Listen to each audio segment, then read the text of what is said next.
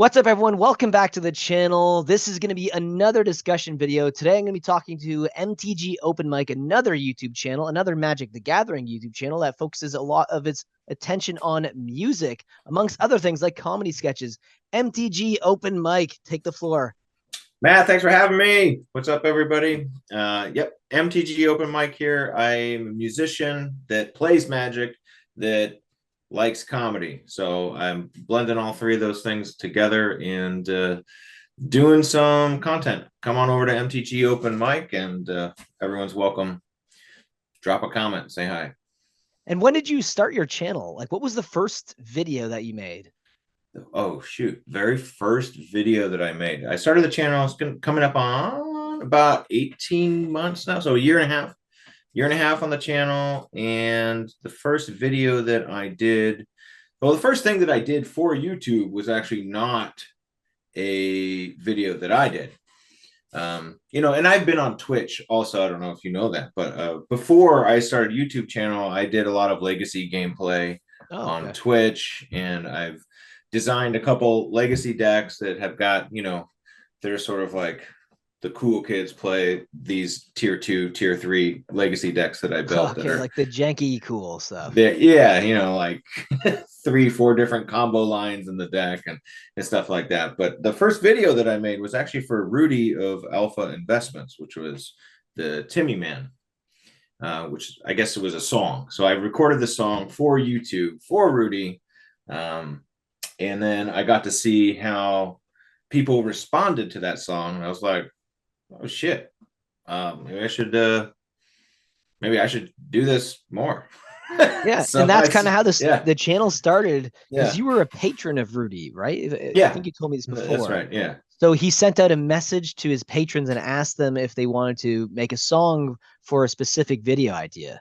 Yes. So he had blasted the patrons and was like, hey, because there was this everyone was all about the pirate sea shanties at the time. Yes. So it was he sent this song. He's like, hey, I want a song to this, and I want it to be about, and he had some loose guidelines of what he wanted the song to include.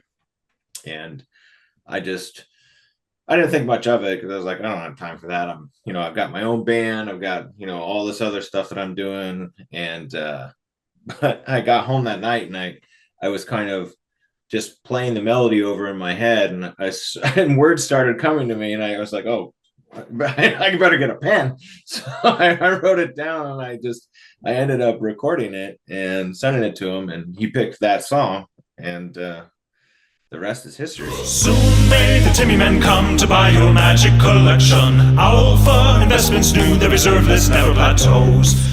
And that song was really well received, right? That's what kind of initially got you started. Yeah, it was cool just to see how much people liked it. And I know that, like, people, when you are being shown something from a credible source, someone that you trust, then that affects it. So one of the biggest problems in music, having played music in small bands and done tours, one of the biggest challenges for local groups and small groups is getting people to hear your music.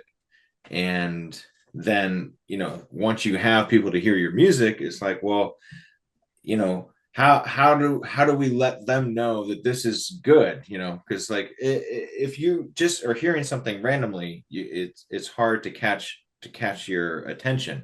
But so it was nice to have a credible source like Rudy from Alpha Investments, and get to see through the eyes of credibility already intact, like how people would receive it. And so that gave me hope. And then the next song that I did, which was called Back in '94, also, I think I posted it to Reddit, and it got, like 10 or 10,000 views or something like that. Oh, wow. One of my first videos. I was like, oh, okay, yeah, I'm on the right track. And so I just kept going, and now I just kind of do it because it's become a part of my routine. Yeah. And but it hasn't exploded like I was sure it was going to. Yeah, well, it's weird. I find if success is early, it's harder to sustain. For example, like I've been on YouTube for over 10 years with multiple channels, and the ones that kind of take off right away or have like initial bumps, I find are the ones that kind of start to kind of teeter downwards. And the ones that you kind of have to like fight the algorithm with to get somewhere, those are the ones that actually do better. I don't know if that applies to all. Maybe that's just my particular case. It could just be very anecdotal, but that's something I've noticed. But it's funny that you mentioned Reddit, because Reddit was a great place to share content back in the day. I've had some success on Reddit, but I've also had a lot of hate on Reddit posting stuff. Yeah. I've never been told more in my life to die on one place it's than on pretty Reddit. wild. It's crazy. It's pretty wild. Like the Reddit is, and it's not talked about because people are afraid of dying. So like, I think it's good that we're talking about it, but it's also mildly dangerous. Yes, it is. But yeah, I mean, for instance, I have a sort of parody finance guy that is one of the characters on my channel. Oh yes, I love those videos. By the way, Sorcerers of the Mountain. I'll show a clip right now. Oh, for the Sorcerers of the Mountain. Yes.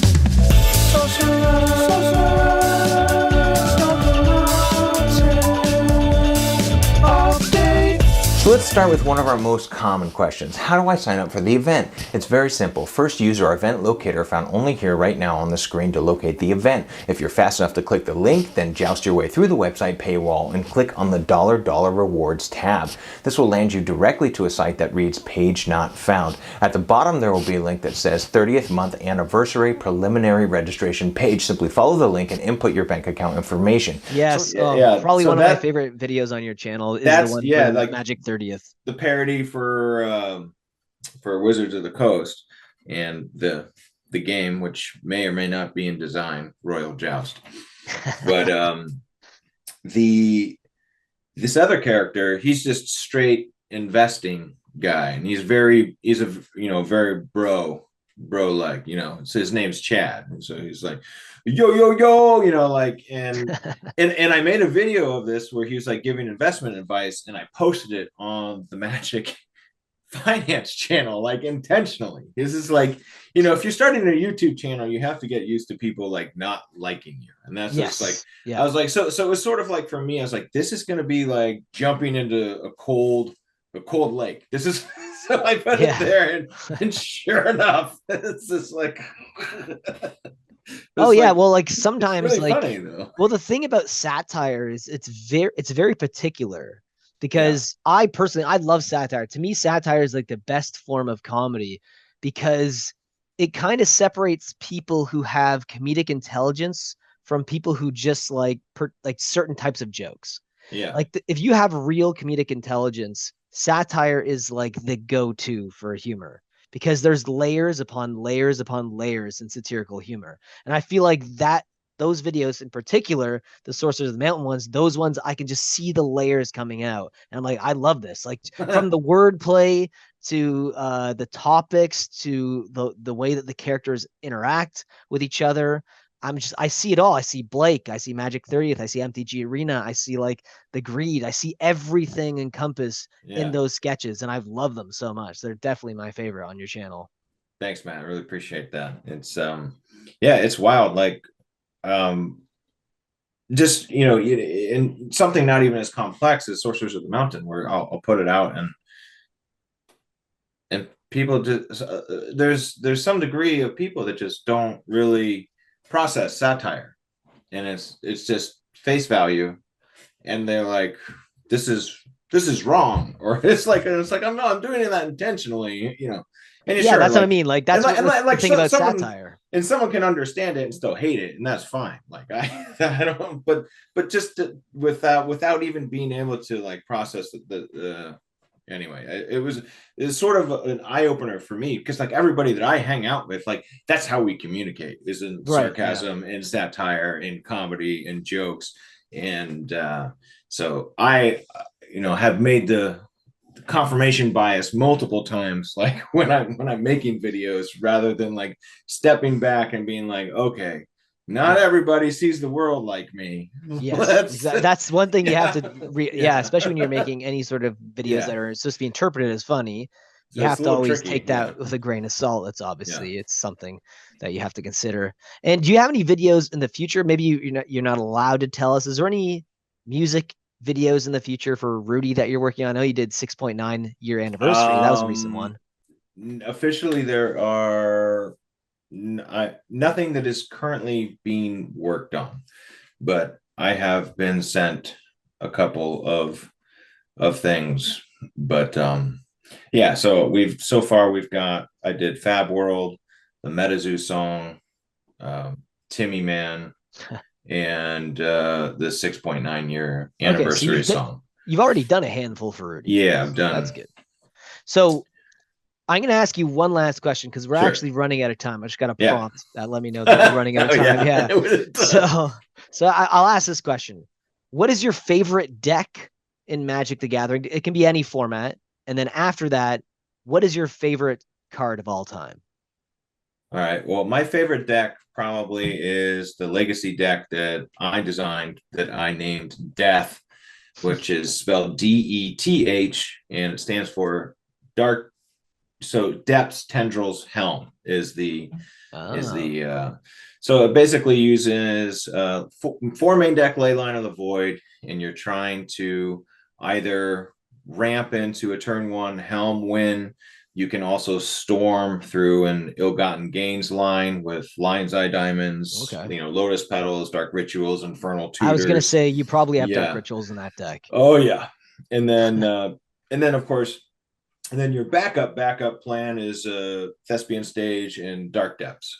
Oh yeah, that's a great combo too. Go with the Merit Lead Lodge.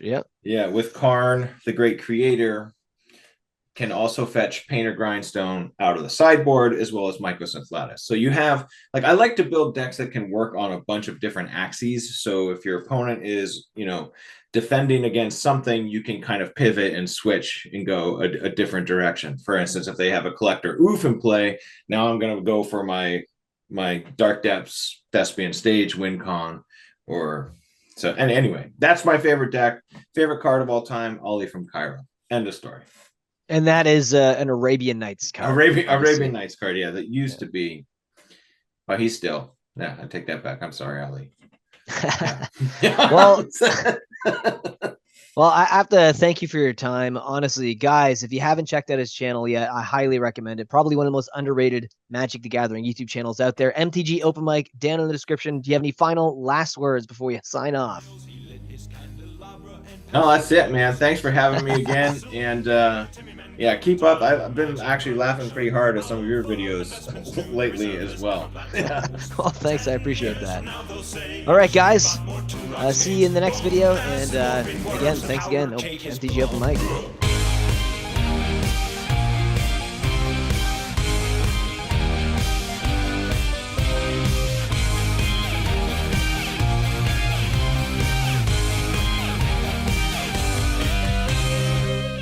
What's up, everyone? Welcome back to the channel. I'm doing another discussion, another Mattcast, though this is not called Mattcast. I'm going to be talking to